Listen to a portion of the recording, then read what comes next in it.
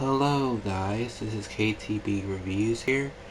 I know you kinda like why there's the music intro not in this video. Well, because this is still the same video of episode 2. As you know, if you guys didn't watch episode 1 part 1, you'll know about it, and as I said in that video, um the the this episode being 2 parts, of course. So yeah, that's why, and you should know. So as you should watch part 1, I talked about the Sand Saga, my story with Dragon Ball Z, and Frieza Saga. So you should check that out in part 1. So in this part, we're doing the rest of the series. We're finishing up the God Jr. Saga, the Android Saga, Otherworld Saga slash Majin Buu Saga, and Kai.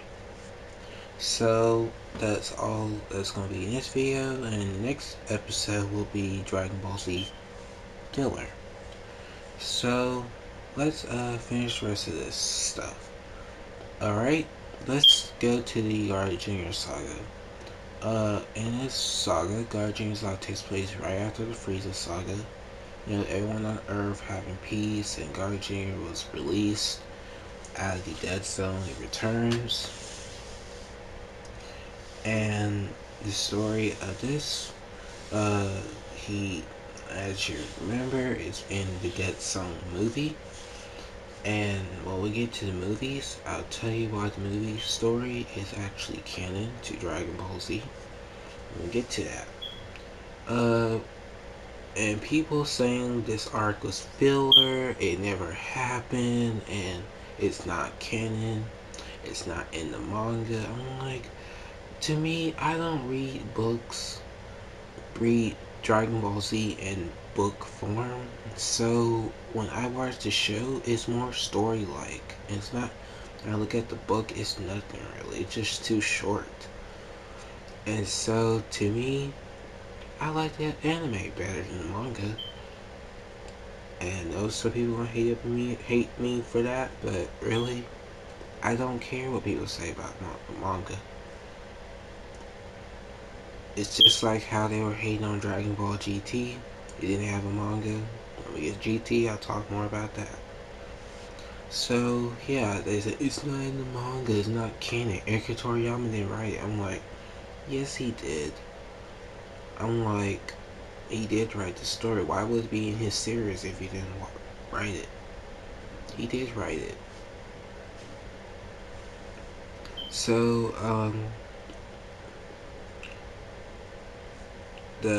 as another thing, a lot of people hate like this arc because Goku was not in it, and the reason why he was not in it in the first place, yeah, they thought he was dead after the Frieza saga, but he really wasn't, because they used to making Dragon Balls and Goku was still alive, and so he was not dead at all, so he was still alive in space. So Vegeta is gone throughout the arc, just looking for Goku in space. And another thing about it, Sean Schemo wasn't doing Goku at all in this arc because he was doing other voice acting for other shows at that time. I think it was what, 2001, 2001. So yeah, he was doing other stuff besides doing Goku all the time, and so that's the reason why you didn't hear Goku's voice in this arc. Probably see him in a flashback of the Dead Zone movie when Gohan defeated him, but really it was just movie scene from that movie. So technically, to me, the Dead Zone is canon. Yeah, I said it is canon. Why would God Jr. be in the saga in this show if it's not canon? So, yeah. As you know, by showing peace on Earth, God Jr. comes back. He possessed a lot of people on Earth with the black water mist, and most all the heroes except Gohan, Piccolo, and Krillin. Uh, so they possess all these people, and they possess Piccolo as well, and Piccolo and I think Krillin too, but they broke out the spell after that. That Gohan helped them break out the spell, and it leads to Gohan destroying all God Jr.'s henchmen, one by one by one. And I have to say that was pretty cool. They did that. Then after that, you had the fight with God Jr. Of course, Piccolo and God Jr. Meanwhile, Mr. Popo and Kami are getting the sacred water. So after that, as God Jr. returned to his powerful form, he used the Mayako Star. I can't really pronounce how you say it. The Mayako Star. I can't really say it.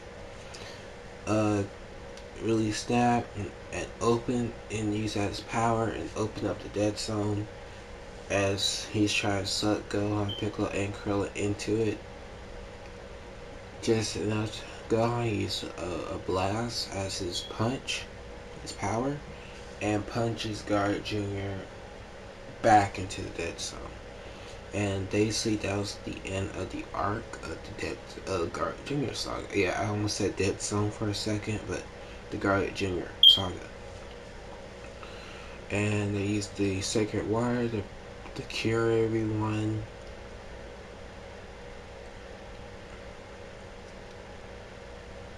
And that's basically what they did. And as the ending of the arc, as it says, is Frieza is actually still alive. Yes. In space, he's still alive. And so that will lead to as the Android Saga. So overall, God Jr. Saga is still a good arc to watch. I kind of never saw the God Jr. Saga at all because during the time I think I was in trouble. I had bad grades. I couldn't watch Dragon Ball Z. And so, but now as I'm older, as I see the whole thing, I know it. So it's pretty good to know. Like I never saw this arc before because I was, at that time. And most of the time, Cartoon Network just play rerun episodes of Dragon Ball Z. Like it'll stop at the one time it just stops at the Ginyu during the fight with Ginyu. So when they defeat Ginyu, it goes straight back to the Saiyan Saga. And so that's basically how it was. So when I finally now can watch it fully, I'm glad I actually have all the DVDs so I can watch it. And to me, why would it be on a DVD on a season if it's not canon? Can people explain that? No, because they can't, because they're dumb. So, to me, Guard Jr. Saga is a 7 out of 10. Of course, I like it. Chuck Huber as Guard Jr., that's awesome. And so, yeah, that's pretty cool, because he did Emperor Pilaf, and he did Guard Jr., and he did 17. So, and he from Yu Yu Hakusho. So that's why I like this so much. So now we get to the Android Saga. And Android Saga just picks up right after the Guard Jr. Saga, and as we all thought Frieza was dead, but he wasn't. He was still alive in space. He was found by his father. They fix him back up. His first thing, go straight to Earth and find Goku and kill him.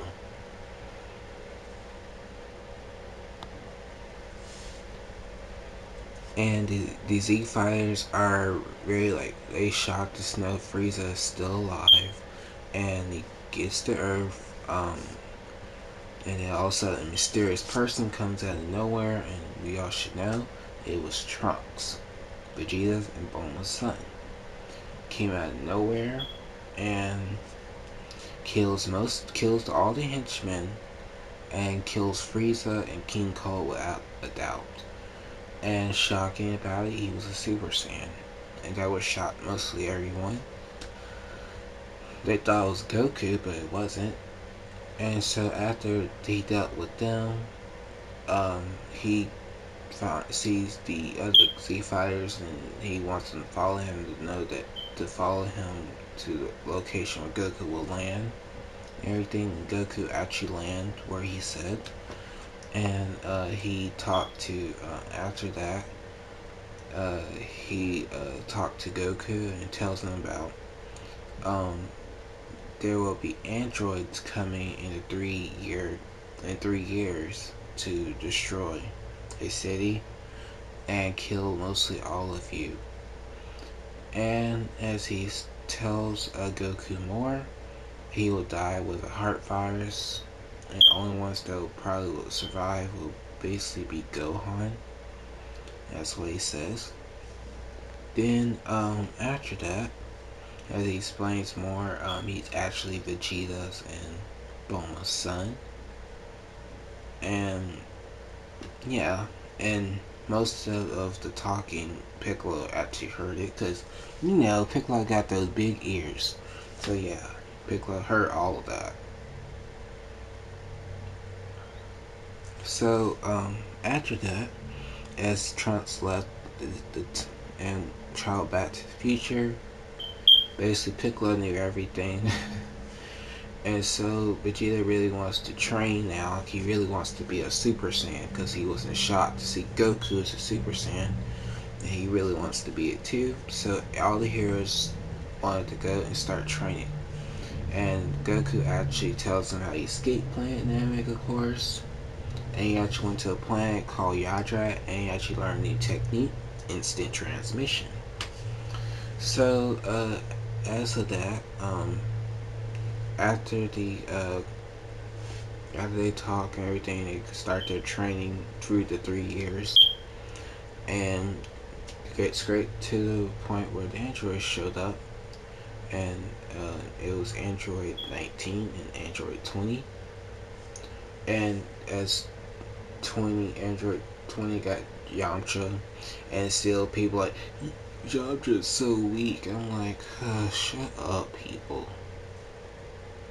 What imagine that was you got grabbed by him and he's draining your energy? How would you feel? You feel weak, wouldn't you?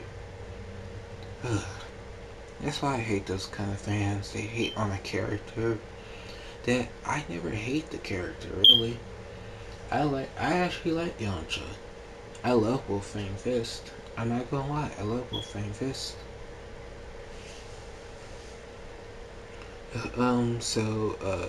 As that, they followed a gay Yamcha a senzu bean, and after that they followed the two androids, and when they get there on the battlefield, I think it was Piccolo and Tien, Goku was breathing like that, breathing rapidly, and they start the battle, and Goku turns Super Saiyan and start the battle with 19.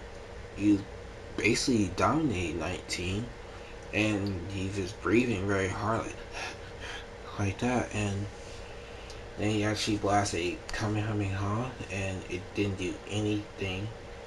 19 absorbed it and basically beats Goku and drains Goku energy as everyone's standing there. Piccolo tried to save Goku but got knocked away by Android 20. Then as everyone's trying to get to Goku, then Vegeta knocks 19 off of Goku, and Goku has to go back home and get the medicine for the heart virus now, and that leads to Vegeta finding Android 19 and destroy him, and Vegeta turned to a Super Saiyan for the first time.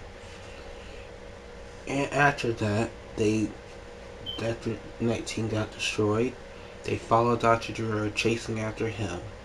Then they find him, and he got Piccolo's energy, and then Piccolo fights him, will destroy him. And then after that, as he escaped, he said he will release 17 and 18 to crush them all. and so he escaped. And Bulma actually arrives, and she said that man looks like Dr. Gero, because he was part of the Red Ribbon Army, as reflected back on Dragon Ball. So after that, they go after him, and they find the laboratory, but it was too late. He already released 17, 18. And so as Trunks goes berserk, goes crazy, because there's another android there, Android 16. So as Dr. is killed by 17, as their mission was to kill Goku, so Trunks destroys the laboratory, then it leads to Vegeta just goes off and try to fight them by himself. And then it leads to him fighting 18. Then, good fight, I have to say, but still Vegeta lost. Guy's arm broke. And so Trunks goes crazy again, because he was not supposed to intervene in the fight, as 17 says to them. Don't intervene in the fight, or I'll be forced to step in. And of course, Trunks did anyway, and gets knocked down by 17. Leads to Piccolo and Tien trying to fight, but they couldn't do nothing at all. And Vegeta's still lying on the ground. He gets his arm crushed by 18. Then it leads to after that, as Krillin just standing there watching them fight, then they find him. They didn't care for Krillin really, so they just walk off, and that leads to the scene, 18 kissing Krillin, and they are looking for Goku, and they kind of trick him saying it's a game, it's just a game. And so that leads to 18 kissing Krillin, and all three of them fly off, because their mission is to destroy Goku. So after that, Vegeta flies off so mad and pissed. Piccolo goes to fuse with Kami, as during this time, Goku is trying to recover from the heart virus. And as then, we get a scene, Bulma gets a picture of a time machine that's owned by Capsule Corp, and Trunks gets it, and it's the same time machine he has. So it leads to a mysterious thing and lead up to what was in it. And it was Cell. So after that, Piccolo fuses with Kami and goes and finds the creature, of course, as we all know, Cell. And fights him. And as he's told Piccolo, he's a bunch of fused DNA of warriors and stuff, and has some of his DNA, of course. As you see him do the special beam cannon, seeing him doing Kamehameha, then get solar flare. He actually did that and escapes, and he's kind of shocked to know that Goku's actually alive in this timeline, because where he came from the future. And so he came from the future, all that, and his mission is to absorb 17, 18, become complete and become powerful, and that's all it was. And so he continues on getting more power, absorbing people. They going after him, trying to save all these people, but they can't keep up with him. He's too fast. As during that time, Goku recovers from the heart virus, and he's awakened, and now he can start his training again. So he goes to Piccolo to ask about the High-Ball Time Chamber, and so he'll take Gohan with him, Vegeta, and Trunks. So that's what he was going to do. And during that time, 17, 18, 16 showed up, and Piccolo has to fight 17. Leads to my favorite fight in the series. It was not interrupted by Cell, I would like this so much if it was not interrupted. So after that, as it leads to that fight, Cell defeats Piccolo. He's fighting 17 and 16 after the great fight with Cell, and then got tricked and he absorbed 17. Leads to Tien stepping in and did the tri-beam on him. Then, as Tien was beaten, Goku arrived and saved Piccolo and Tien, and Cell continues to find 18. Now Vegeta and Trunks are done with their train, the Hoverball Time Chamber, and now it's Goku and Gohan's turn to go. Vegeta thinks he's tough now, he's powerful now, and all this, and cocky as he always been. Goes fight Cell. Trunks follows him. Then after that, you had these two Cell looking for 18. Then Vegeta shows up, turns to his form, ascended form, and beats the shit out of Cell. Like completely beats the shit out of Cell. And after that, as Vegeta was just playing around with him, like he could have killed him, And then it leads to Cell saying, "I will kill you if I have my perfect form." And then Vegeta tells him, "Go find your perfect form," being so cocky and everything. And 18 was actually there on the island, and Trunks had to stop him, try to stop him and stuff. And Krillin crushed the remote. So they couldn't do anything.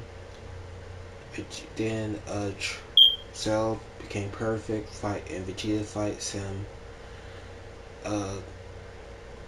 Then Vegeta get beaten, like you know what, and then leads to Trunks fighting Cell and turns his form and can do nothing really because he was too bulky and it's too slow. It doesn't take big muscles to become powerful or stronger than another person. You still be weak. You just show off. That's basically all it was. So Cell lets Trunks live and tells that he's creating a Cell Games. They want all the fighters to come and fight him to test out his power. And that's basically what it leads to that. Goku's done with his training. He actually said he was stronger than Vegeta. And so after that, he had to do just resting for the 10 days for the Cell Games. Then Cell Games begin. They had Hercule fighting first and his lackeys, I guess. Then Goku and Cell's fight, awesome fight, I have to say.